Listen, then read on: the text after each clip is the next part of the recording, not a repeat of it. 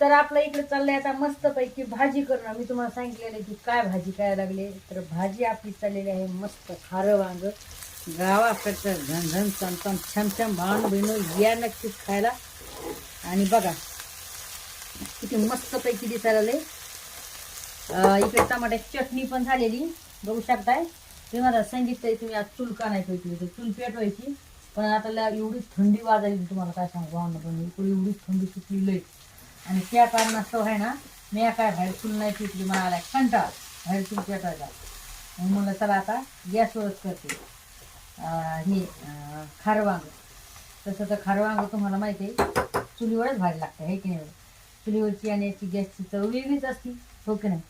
पण म्हणलं चला आता कंटाळा आलो, कधी कधी कंटाळा आलो मग नाही करत आहे की नाही अशा काही गोष्टी.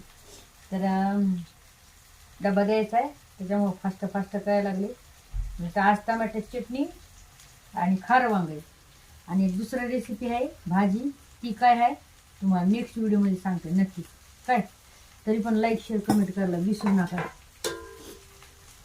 आणि मिक्सरचं आमचं हे झालेलं आहे तुम्हाला माहिती आहे भावना बहिणी. मिक्सर बंद पडलं गाडीमध्ये आणतो मिक्स करून आणतो.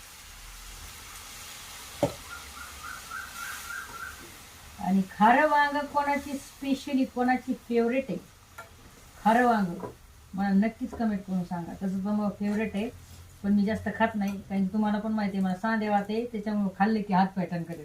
मग त्याच्यामुळे मी जास्त खात नाही, थोडं खाणार जास्त नाही. मग त्याच्यामुळं काय आपण जास्त खात नाही अशा काही गोष्टी.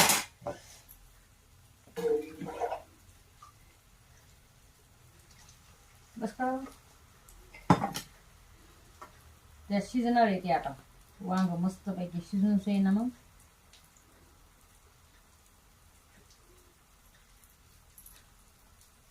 मस्त पैकी झाले. थोडं मीठ कमी पडले थोडं.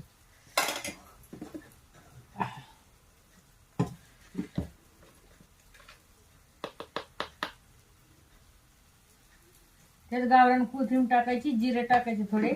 आणि खूप छान चव होती बरं का भावना बनवायच्या. म्हणजे जर तुम्हाला समजा तिखट लागत असेल, जर समजा तुम्हाला काळ्या मसाल्यामध्ये नसन खायचं, समजा कोणाकोणाला असते ना त्रास तर काळ्या मसाल्याचं खाल्लं तर काही जळकी बिळकी लागती, तर तुम्ही याच्यामध्ये थोड्या हिरवी मिरच्या पण ठेसून म्हणजे हे करून टाकू शकता. तर ते पण छान होते हिरवी मिरची टाकून. पण मी काय अजून केलं नाही बरं का. असं म्हणतात की हिरव्या मिरच्या टाकून छान होते पण मला जास्त आवडते शक्यता खारं वांग आणि टमाट्याची चटणी आणि सोबत काहीतरी दुसऱ्या एखादी पातळ भाजी असली तर छान वाटते हे की नाही.